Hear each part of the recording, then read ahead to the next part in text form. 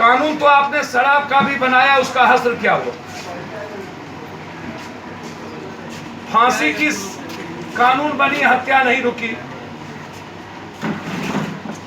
Power corrupt and absolute power corrupt absolutely, ये जो नीतीश कुमार जी का जो फॉर्मूला है इनके पदाधिकारियों का, कहा जाता है कि power corrupt and absolutely power corrupt absolutely.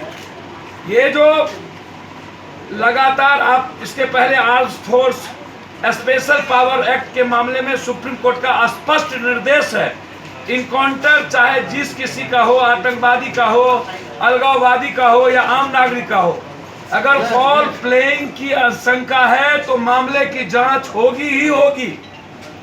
यह सुप्रीम कोर्ट का गाइडलाइन है। क्या नीतीश जी सुप्रीम कोर्ट के गाइडलाइन से ऊपर हो चुके हैं? जो 23 तारीख को यह कानून लाने जा रहे हैं कि कम्युनिज्म ही नहीं लिया जा सकता है, इसके खिलाफ हाईकोर्ट और सुप्रीम कोर्ट दोनों हम लोग जाएंगे कि ये सीआरपीसी लॉ का उल्लंघन कैसे कर सकते हैं।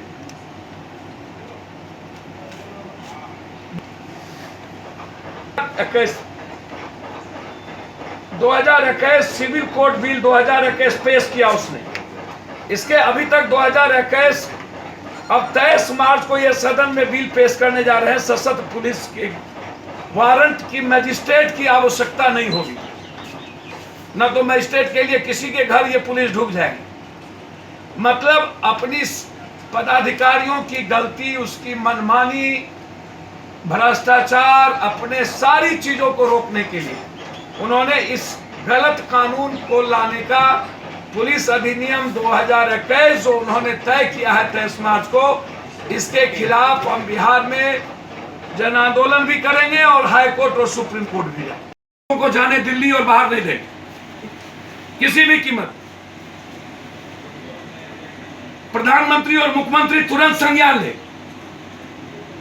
और 23 तारीख के पहले पुलिस अधिनियम एक्ट, जो सबसे खतरनाक एक्ट है, जो लोकतंत्र के लिए और संविधान और सर्वोच्च न्यायालय को चुनौती देती है, उसके हम लोग खिलाफत है।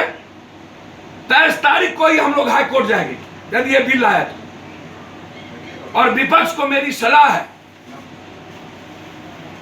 कि बालू माफिया, शराब माफिया, जमीन माफिया, सारे माफियाओं से पूरा सदन घिरा हुआ है, तो आप पूरा सदन रिजाइन करिए और फिर से चुनाव करिए। या से पर आरोप प्रत्यारोप, व्यक्तिगत आरोप प्रत्यारोप, बिहार के मुद्दों से बिल्कुल डिफरेंट, लगातार निजी हमले, लगातार घटना मिजोरम में घट रही है। मिजोरम में बिहारियों को भगाया जा रहा है। कोई सरकार सूदी लेने वाला नहीं। आज हम सीएम को चिट्ठी और पीएम को लिखे हैं, कोई सरकार सूदी लेने वाला नहीं। एक आदिवासी बच्ची का बलात्कार करके जला के तेजाब फेंक दिया गया। मैं अभी जा रहा हूं, पवन गुप्ता को सरेआम गोली मार दी गई और 300 आदमी को जेल भेज दिया वहां की प्रशासन ने। मैं अभी वहां जा रहा हूं, हर सिद्धि। कोई मुद्दा नहीं बनता सदन गाली गलौज, लत्तम जुत्ता, खाकी बेटी रोटी, लगता ही नहीं कि सदन की कोई वैल्यू है। निश्चित रूप से उन्होंने कहा कि संवैधानिक पदों पर क्रिमिनल केसेस के लोग नहीं बैठे, लेकिन सूप बाजे तबाजे चलनियों बाजे है। शीशे के घर में रह करके पत्थर फेंकने की प्रपार्टी, हमाम में सब नंगे सदन में।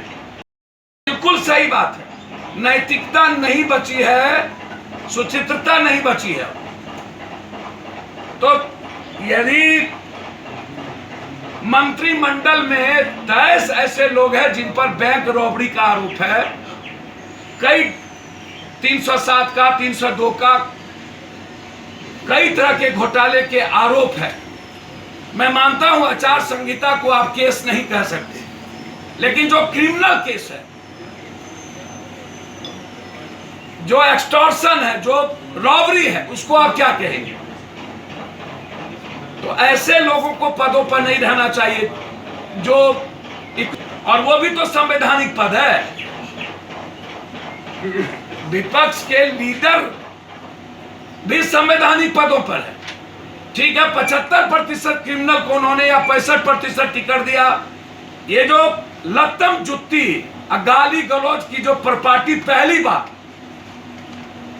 सदन में ऐसा लगता है कि नवसिखवे एमएलए मंत्री बने हुए।